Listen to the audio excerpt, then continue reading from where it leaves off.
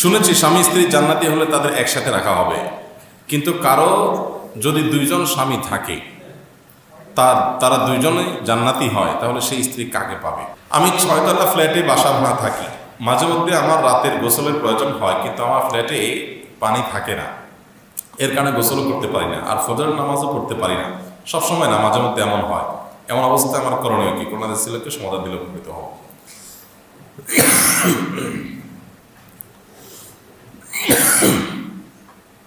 দেখুন,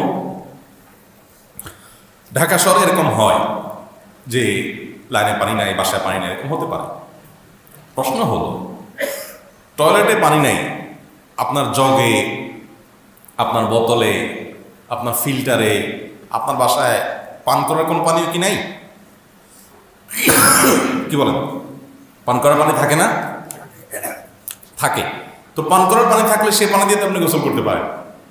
এখন আপনি বলবেন, এই পানি দিয়ে কি আপনি গোসল করবো? এত অল্প পানি দিয়ে কি গোসল হয়?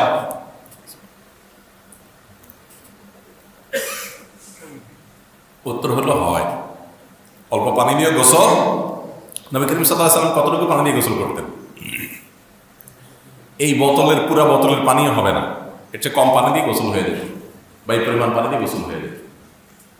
এখন কিভাবে সম্ভব? আপনি যেদিন ঠেলায় পড়বেন, পানি থাকবে না লাইনে, ওদিন একটু চেষ্টা করে দেখবেন হয়ে গেছে। ঠেলায় পড়লে, চাপে পড়লে অনেক কিছুই সম্ভব হয়। যখন পানি থাকবে না, পানি খুব ক্রাইসিস থাকবে, তো কিভাবে হয় আপনি নিজেও টের পেয়ে যাবেন। নবী আলাইহিস সালাম যে ওযু করতেন, ওযু করতে সামান্য একটু পানি লাগতো, আমার তো 1 বালতি লাগে। আপনি সামান্য একটু পানি নেন, নিয়ে সুন্দর করে ডলেন, আবার অল্প একটু নেন, নিয়ে আবার সুন্দর করে ডলেন, 3 বার ভালো করে ডলেন, দেখবেন হয়ে গেছে। আপনি ট্রাই করে দেখেন। গোসলের ক্ষেত্রে একই কথা। আপনি একটা বোতল পানি যদি আপনার বাসায় থাকে, সেখান থেকে আপনি 1 কোষ পানি নেন, বা অল্প একটু পানির মাথা দেন, দিয়ে ডলেন ভালো করে, আবার একটু দেন, ডলেন, এরপর একটু এখানে দেন, দিয়ে ডলতে থাকেন। এভাবে যদি করেন, দেখবেন 1 বোতল দিয়ে গোসল হয়ে গেছে সুন্দর মতো। যদি 1 বোতল না হয়, 1.5 বোতল লাগবে বড় জোর। তাহলে এই অজুহাতে ফজর নামাজ না পড়া বা তায়াম্মুম করার সুযোগ নাই যে আমার বাসা লাইনে পানি নাই। প্রথম যেদিন এরকম ঘটবে, সেদিন তো আপনি ওই যে জগের পানি, বোতলে পানি দিয়ে আপনি সারতে পারেন। এখন হতে পারে যে লাইনেও পানি নেই, আর আপনি এমন কপাল পড়া যে আপনার জগ টগ সবগুলো পানি শেষ করে বই রয়েছেন, কোথাও পানি নেই। হতে পারে। যদি এরকম হয়, তো আপনি লুঙ্গি নিয়ে মসজিদে চলে আসবেন। মসজিদে টয়লেটে পানি আছে না? নামাজ এমন একটা জিনিস, এটা আপনি কোনো অজুহাতে বাদ দিতে পারবেন না, কোনো অজুহাতে না। একভাবে আপনাকে আদায় করার ওয়ে বের করতে হবে। হ্যাঁ, সকল পথ বন্ধ হয়ে গেছে, পুরো এলাকার কোথাও 1 ফোঁটা পানি নেই, আপনার বাড়িতেও পানি নেই, তো দোকানে বোতল পানি আছে না? আপনি বলবেন ভোরবেলা দোকান খোলা নাই, তো দোকানদারে আপনি উঠানোর সুযোগ আছে না? নেই। মহল্লায় থাকে, বহু অপশন খোলা থাকে। আমরা সাধারণত এগুলোকে এভাবে চিন্তা করি না। নাই, শেষ, তুমি তেমন করে নামাজ পড়ে ফেলি। জি না, এত সহজ না। নামাজের বিষয়টা এরকম সহজ না। অনেক ক্ষেত্রে এরকম সহজ, কিন্তু নামাজের বিষয়টা হলো যে আপনার সব রাস্তা বন্ধ হয়ে গেছে, কোনো দোকান টোকান নাই, কোথাও কোনো পানি নাই, একেবারে হাহাকার মরুভূমি হয়ে গেছে, খাওয়ার পানি খেয়ে ফেললে পরে আপনি মারা যাবেন, আপনার পিপাসা এরকম হয়ে গেছে, তখন আপনি তেমন করে নামাজ পড়বেন, সমস্যা নেই। কিন্তু আপনার অপশন নম্বর 1, 2, 3, 4 সবগুলো বন্ধ হয়ে গেছে, তখন আপনার জন্য এটা প্রযোজ্য হবে, তার আগে না। শুনেছি স্বামী স্ত্রী জান্নাতি হলে তাদের একসাথে রাখা হবে, কিন্তু কারো যদি দুইজন স্বামী থাকে তারা দুইজনে জান্নাতি হয়, তাহলে সেই স্ত্রী কাকে পাবে? হতে পারে কোনো মহিলার এক স্বামীর সাথে বিয়ে হয়েছে, তিনি মারা গেছেন, তিনি আরেক জায়গায় বিয়ে হয়েছে, তার একজন স্বামী হয়েছে, 2জন কেন, 3জনও হতে পারে, 4জনও হতে পারে, এইভাবে। এখন প্রশ্ন হলো, স্বামী স্ত্রী জান্নাতে একসাথে থাকবে, এই মহিলা কার ভাগে পড়বে? দেখুন, প্রথম কথা হলো, এটা গায়েবের জগতের বিষয়, অদৃশ্যের জগতের বিষয়। কিয়ামতের সময় আল্লাহ তাআলা বিচার করে জান্নাত জাহান্নামে দিবেন। এই জগৎটা দৃশ্যমান জগৎ না, আলামুস শাহাদা না, এটা অদৃশ্যের জগৎ।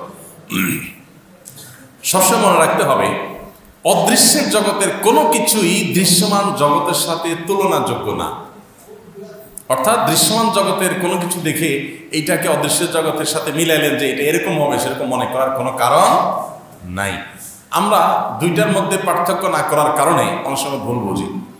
গতকালকের আদানি পরশু একজনের প্রশ্ন দিয়েছেন যে এক বাবা তার ছেলে মেয়েদেরকে বলতেছেন যে আমি আমার জমি জমা এগুলো ভাগযোগ করে দিয়ে যাব না, যদিও মৃত্যুর আগে এমনি ভাগযোগ করার নিয়মও নেই, ভাগযোগ মূলত মৃত্যুর পরেই হবে। তসরুফ হওয়ার ভয় থাকবে বাবা আগে থেকে উদ্যোগ নিতে পারে। তো উনি লিখে যাচ্ছেন যে আমি তোমাদের কোনো সম্পদের ভাগযোগ করে দিয়ে যাব না, কারণ আমি কবরে শুয়ে শুয়ে তোদের মারামারি দেখতে আমি পছন্দ করব। আমি দেখতে চাই তোরা কীরকম কামড়াকামড়ি করতে পারস।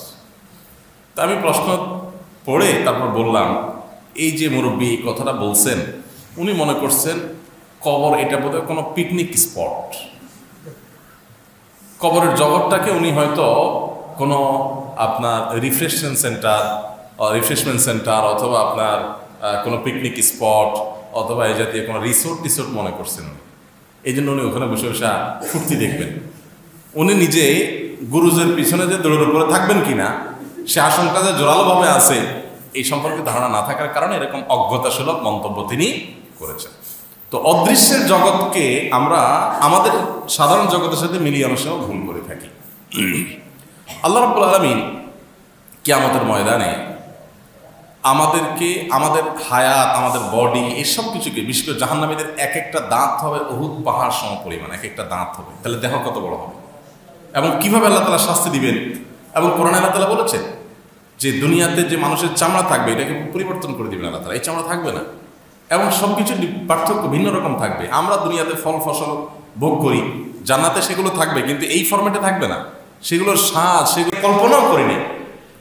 অতএব অদৃশ্যের জগতের বিষয়াবলীকে আমাদের এই দৃশ্যমান জগতের সাথে মেলালে ঠিক হবে না। একজন ব্যক্তি তিনি নারী, তার বিয়ে হয়েছে, স্বামী মারা গেছে বা বিচ্ছেদ হয়েছে, আবার আরেক স্বামীর সাথে বিয়ে হয়েছে, বা মারা গেছে, মারা যাওয়ার পর একাধিক স্বামী তার হয়েছে, আরেক স্বামীর সাথে বিয়ে হয়েছে। এখন মৃত্যুর পর তিনি কার সাথে থাকবেন আল্লাহ তাআলা ভালো জানেন। কিভাবে আল্লাহ তাআলা এটা মেনটেইন করবেন আমরা ধারণা করতে পারি। যেমন একটা ধারণা এমন করতে পারি, হয়তো আল্লাহ রাব্বুল আলামিন তার সর্বশেষ স্বামী যার সাথে থাকা অবস্থায় তার মৃত্যু হয়েছে তার সাথে আল্লাহ তাআলা তাকে রাখবেন। এখন প্রশ্ন হলে মহিলা বলবে, আমি তো আমার আগের স্বামীটাকে অনেক ভালোবাসতাম, সে মারা গেছে, আমি তার সাথে থাকতে চাই, তাহলে আল্লাহ আমাকে এর সাথে রাখলে আমার তো ভালো লাগবে না, আমি কি করব?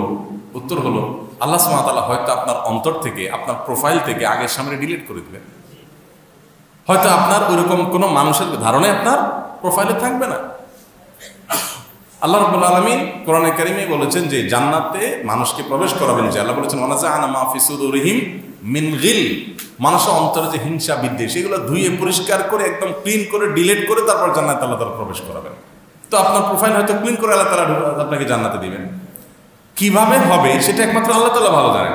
তবে আল্লাহ তাআলা সমন্বয় করতে পারেন, কিভাবে সেটা আল্লাহ তাআলা জানেন। আমরা ধারণা করতে পারি শুধুমাত্র, চূড়ান্ত কোনো কিছু বলতে পারি না। এই জন্য সবচাইতে নিরাপদ হলো এই সমস্ত ক্ষেত্রে আল্লাহু আ'লাম, আল্লাহ ভালো জানেন যে কিভাবে আল্লাহ রাব্বুল আলামিন আমাদের স্বামী স্ত্রীর মধ্যকার এই সম্পর্কটাকে জান্নাতে আল্লাহ রাব্বুল আলামিন সমন্বয় করবেন অথবা আমাদের চাওয়াকে পূরণ করবেন। তবে এটা ঠিক যে আল্লাহ তাআলা আমাদেরকে সন্তুষ্ট করবেন, আমাদেরকে জান্নাতীদেরকে আল্লাহ অসন্তুষ্ট করবেন